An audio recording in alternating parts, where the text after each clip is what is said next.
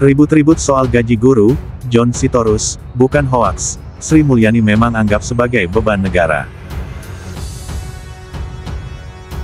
Beredar video Sri Mulyani, Menteri Keuangan kita, yang mengatakan bahwa guru itu beban negara. Dan ternyata video tersebut adalah hoax. Itu merupakan buatan AI. Ini sampai diklarifikasi oleh beberapa pihak karena memang terlihat jelas bahwa itu buatan AI, teman-teman. Tapi sebenarnya, pernyataan pada saat momen tersebut itu juga mengarah ke statement itu sih. Tunggu, gue nggak paham nih. Jadi pada intinya, itu bukan Bu Sri Mulyani yang ngomong bahwa guru itu beban negara. Oke, jadi buat teman-teman yang nggak tahu, dan ini untuk meluruskan, bukan berarti ingin membela Ibu Sri Mulyani dari berbagai macam kebijakan yang ia miliki. Tapi memang itu adalah video yang hoax, teman-teman. Itu adalah buatan AI. Dan kalau diperhatikan baik-baik, itu gerakan wajah, gerakan tangan, dan gerakan dirinya itu sangat tidak sesuai dengan aslinya. Nah, tapi sebenarnya, gue paham nih maksud orang yang membuat video ini. Karena dia pasti sudah menyimak apa yang dikatakan oleh Ibu Sri Mulyani terkait dengan dana dan alokasi terhadap anggaran pendidikan. Jadi seolah-olah guru itu adalah beban. Makanya orang yang tidak bertanggung jawab tersebut membuat video ini. Jadi seolah-olah Sri Mulyani mengatakan bahwa guru itu adalah beban negara. Jadi terkesan langsung menyinggung. Oh, jadi sebenarnya orang yang tidak bertanggung jawab membuat video ini itu langsung menyimpulkan maknanya.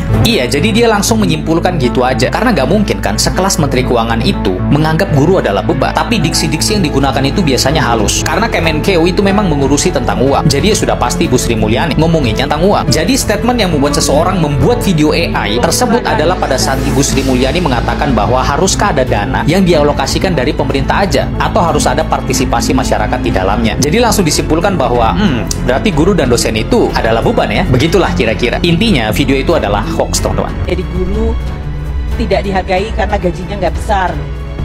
Ini juga salah satu tantangan bagi keuangan negara. Apakah semuanya harus keuangan negara ataukah ada partisipasi dari masyarakat? Sri Mulyani memang tidak secara eksplisit menyatakan bahwa guru sebagai beban negara, tetapi mempertanyakan bahwa gaji guru apakah harus dari negara atau partisipasi masyarakat. Itu adalah sebuah kesalahan besar sebagai seorang Menteri Keuangan. Pajak yang Anda pungut setiap hari adalah bentuk partisipasi dari masyarakat secara langsung. Untuk negara, salah satunya digunakan untuk menggaji para guru di Indonesia.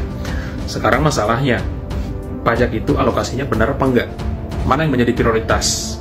Pendidikan, militer, atau makan siang gratis yang boros anggaran itu?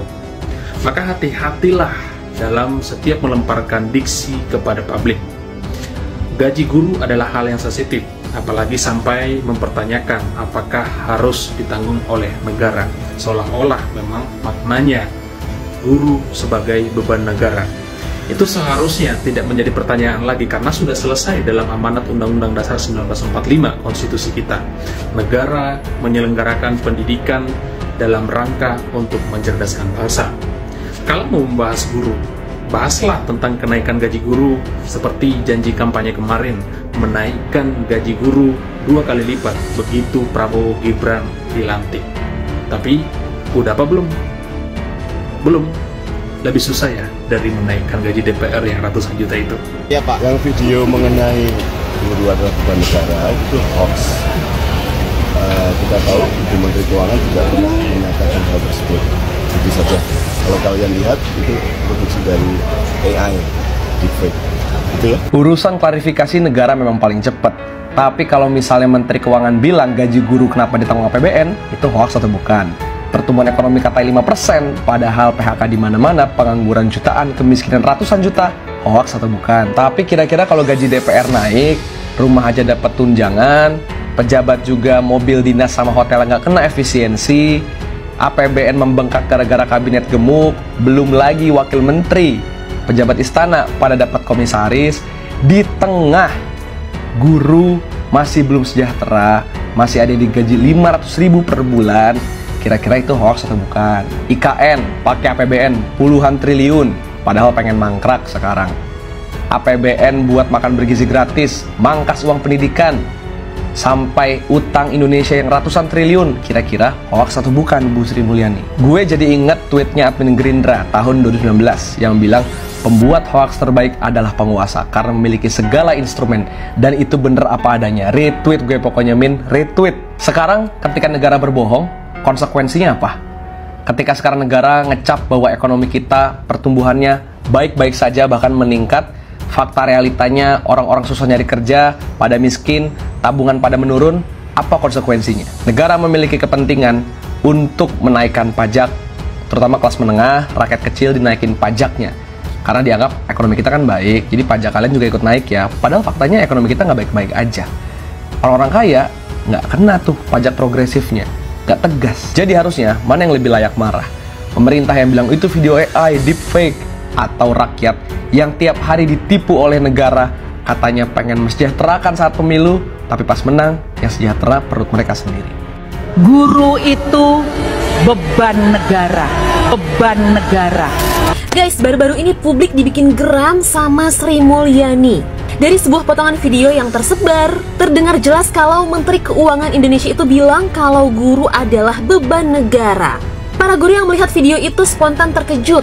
Banyak juga yang tersinggung guys. Karena pada kenyataannya, para guru di Indonesia selama ini udah banyak banget nelen sabar. Karena pendapatan mereka yang masih jauh dari kata sejahtera, masih belum sesuai dengan kerja keras mereka dalam mencerdaskan anak bangsa. Gak hanya itu guys, netizen pun riuh menyuarakan ketidaksetujuannya terhadap apa yang diucapkan Sri Mulyani. Akhirnya sang Menteri Keuangan pun buka suara. Sri Mulyani memberikan klarifikasi. Katanya potongan video yang tersebar itu adalah hoax. Sri Mulyani menyangkal, berkata kalau dirinya nggak pernah bilang kalau guru itu beban negara. Kata dia, video itu merupakan hasil dari deepfake atau AI dan juga potongan yang nggak utuh dari video pidatonya. Ini nih, baca nih ya. Bu Sri Mulyani ketika dikritik gaji guru dan dosen yang kecil, statement yang keluar dari mulut Bu Sri Mulyani adalah, apakah semua harus pakai uang negara? Saya ulangi, apakah semua harus pakai uang negara? Ini statement yang keluar dari Bu Sri Mulyani menanggapi gaji guru dan dosen yang kecil. Statement yang keluar dari mulut Bu Sri Mulyani ini bagi saya nggak ada bedanya dengan video deepfake Sri Mulyani yang mengatakan guru adalah beban negara. Guru itu beban negara. Iya, memang Bu Sri Mulyani tidak mengatakan bahwa guru di Indonesia adalah beban negara, tidak. Tapi dari statement yang keluar dari mulut Sri Mulyani yang mengatakan apakah semua harus memakai uang negara. Banyak di media sosial saya selalu mengatakan, oh menjadi dosen atau menjadi guru tidak dihargai karena gajinya nggak besar. Apakah semuanya harus keuangan negara? Itu kan sama aja artinya. Secara tersirat Bu Sri Mulyani mengatakan bahwa guru adalah beban negara. Salah satu tantangan bagi keuangan negara, apakah semuanya harus keuangan negara ataukah ada partisipasi dari masyarakat? Katanya pendidikan itu hak rakyat, tapi kenapa sekarang malah ditanya? Pernyataan Menteri Keuangan Sri Mulyani soal gaji guru dan juga gaji dosen itu bikin kita geleng-geleng kepala. Jadi seolah-olah mencerdaskan kehidupan bangsa itu bukan lagi kewajiban negara, tapi proyek gotong royong rakyat. Padahal pajak yang setiap harinya dipungut itu salah satunya untuk pendidikan. Tapi sekarang malah ditanya balik seperti negara tuh kayak nggak sanggup. Sungguh ironis, 80 tahun kita merdeka, guru dan juga dosen itu pilar utama mencerdaskan bangsa, tapi masih digantung nasibnya. Kalau gaji mereka saja negara masih bingung, lalu apa arti kehadiran negara? Dan jujur aja, saya tuh kasihan sama nasib guru di Indonesia. Entah itu guru PNS, atau dosen, bahkan guru honorer. Yang paling kasihan ya guru honorer. Ketika kemarin Prabowo Gibran punya janji kampanye akan menambah gaji guru sebesar 2 juta, sampai detik ini masih belum terrealisasi apapun. Yang terrealisasi malah anggaran pendidikan mayoritasnya dipakai untuk anggaran MBG, makan busuk gratis. Janji kampanye soal menambah gaji guru 2 juta sampai detik ini masih belum terrealisasi, belum kelihatan batang hidungnya, perkembangannya kayak gimana. Padahal masa pemerintahan Prabowo Gibran hampir berjalan 1 tahun. Dan saya yakin ya, di pemilu Februari 2024 kemarin, banyak guru honorer atau rekan atau keluarga dari guru atau dosen di Indonesia memilih untuk mencoblos Prabowo atas dasar janji kampanye Prabowo Gibran yang mengatakan Prabowo akan menaikkan atau menambah gaji sebesar 2 juta. Dan yang paling lucu adalah ketika guru yang dijanjikan akan ditambah gajinya sebesar 2 juta, yang terrealisasi malah gaji plus tunjangan anggota DPR yang bertambah. Dan inilah kualitas pemerintah di bawah tangan Prabowo. kualitas pendidikan atau kesejahteraan pendidik di Indonesia itu bukan sebuah prioritas. Yang menjadi prioritas pemerintah di bawah tangan Prabowo adalah mensejahterakan kehidupan anggota DPR yang kerjanya cuma joget-joget dan tidur ketika rapat. Mau masalah guru, sampai sekarang guru P3K yang sudah lolos P3K sampai sekarang belum dikasih SK. Provinsi NTT belum, mereka belum terima SK. Kedua, guru-guru daerah terpencil masih banyak yang belum terima juga tunjangannya.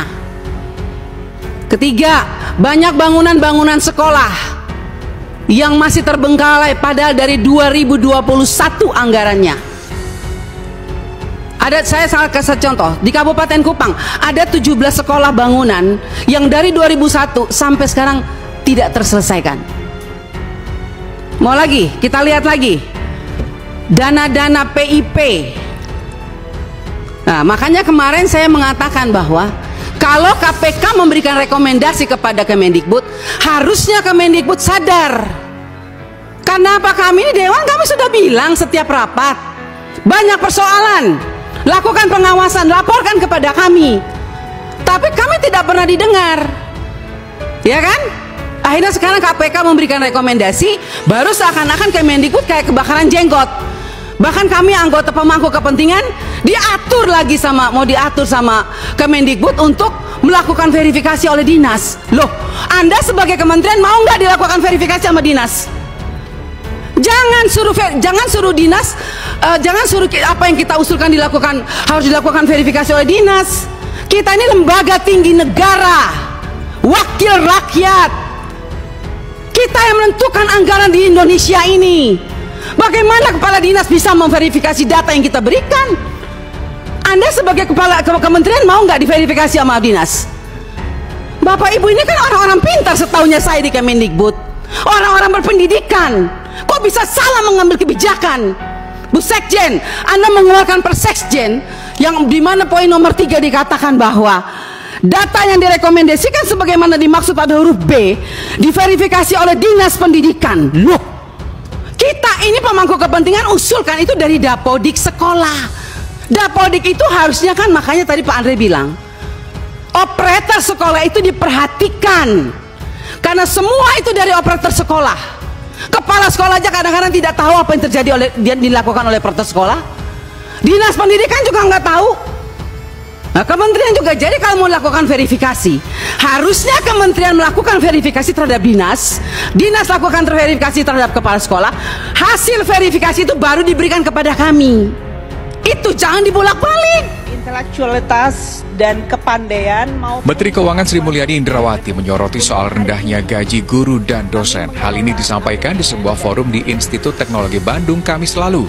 Bendahara negara ini mengungkapkan rendahnya penghargaan finansial terhadap profesi pendidik adalah tantangan serius dalam sistem keuangan nasional. Tapi kita tahu bahwa intelektualitas dan kepandaian maupun kemampuan untuk meraih prestasi itu bukan masalah azas sama rata sama rasa. Begitu jadi dosen, kemudian punya hak, privilege untuk mendapatkan tunjangan. Dosen juga harus diukur kinerjanya. Dan inilah yang mungkin menjadi salah satu ujian bagi Indonesia. Are we rewarding the achievement atau are we going to distributing the money for the sake of just equality? Tak sampai di situ, Sri Mulyani menambahkan, apakah negara harus menanggung seluruh beban anggaran untuk profesi guru dan dosen? Banyak di media sosial saya selalu mengatakan, oh menjadi dosen atau menjadi guru tidak dihargai karena gajinya nggak besar. Ini juga salah satu tantangan bagi keuangan negara. Apakah semuanya harus keuangan negara ataukah ada partisipasi dari masyarakat? Warganet pun ramai-ramai berkomentar memberikan kritik terhadap pernyataan bendahara negara itu di media sosial. Saat meninjau sekolah rakyat pada Sabtu pagi, Sri Mulyani pun enggan memberikan komentar terkait pernyataannya itu. Ya, dan dosen yang Ibu bilang di Bandung, Bu. Cukup ya, cukup. Terima kasih, Mas. Ya, meski di momen peringatan HUT ke-80 kemerdekaan Republik Indonesia, pemerintah memberi kado bagi guru di tanah air, berupa insentif bagi 12.500 guru untuk menempuh pendidikan strata 1, insentif bagi guru honorer, hingga bantuan subsidi upah untuk guru PAUD. Dalam rangka meningkatkan kesejahteraan guru, pemerintah memberikan insentif sebesar 300.000 untuk 341.248 guru honorer. Insentif untuk 7 bulan ditransfer langsung ke rekening masing-masing guru. Jika anggaran pendidikan sudah dialokasikan hingga 724 triliun rupiah atau 20% dari APBN, pernyataan soal apakah gaji guru harus sepenuhnya ditanggung penuh negara, bukankah seperti mengabaikan tanggung jawab konstitusional? Para pendidik bukan sekadar urusan subsidi, mereka adalah investasi masa depan bangsa. Pegiat medsos, John Sitorus, menyebut bahwa Sri Mulyani memang membuat kesalahan besar terkait dengan gaji guru. Meskipun tidak menyebutkan secara eksplisit, namun menurutnya apa yang tersebar di medsos itu bukan hoaks. Bukan hoaks, mempertanyakan gaji guru apakah harus dari negara atau partisipasi masyarakat adalah sebuah kesalahan besar sebagai seorang Menteri Keuangan, ujar John kepada fajar.co.id, Rabu, tanggal 20 Agustus tahun 2025. Dikatakan John, pajak yang dipungut setiap hari merupakan partisipasi langsung masyarakat untuk menggaji guru. Sekarang masalahnya, alokasinya benar nggak? Mana yang prioritas, pendidikan atau militer atau makanan gratis yang boros anggaran, sesalnya. Lanjut John, apapun klarifikasi Sri Mulyani, dia tidak berani membuka kolom komentar di medsosnya. Karena makna dari ucapannya sama saja dengan mengarah ke guru dianggap sebagai beban negara, John menuturkan. Berkaca pada sejumlah menteri sebelumnya yang telah melakukan blunder, John mengingatkan agar berhati-hati dalam melempar diksi kepada publik. Gaji guru adalah hal sensitif, apalagi sampai mempertanyakan apakah harus ditanggung oleh negara, sebutnya. Itu seharusnya tidak pertanyaan karena itu amanat UU, negara menyelenggarakan pendidikan dalam rangka mencerdaskan bangsa, tambahnya. John bilang, mereka yang mengedit video Sri Mulyani sepenuhnya tidak bisa disalahkan. Sebab, konotasi ucapannya memang mengarah ke sana. Kalian tidak salah kawan-kawan, tapi ya jangan pakai AI juga. Video ini cukup jelas kok, gak perlu diedit lagi, kuncinya. Sebelumnya, Sri Mulyani angkat bicara menanggapi kritik yang muncul setelah beredarnya video yang menampilkan dirinya disebut menyebut guru sebagai beban negara. Sri Mulyani menegaskan bahwa video yang beredar tersebut tidak benar alias hoaks. Potongan video yang beredar yang menampilkan seolah-olah saya menyatakan guru sebagai beban negara adalah hoaks, ujar Sri Mulyani melalui akun media sosial pribadinya, Selasa, tanggal 19 Agustus tahun 2025 kemarin. Ia menambahkan, dirinya tidak pernah mengeluarkan pernyataan sebagaimana yang dituduhkan dalam video.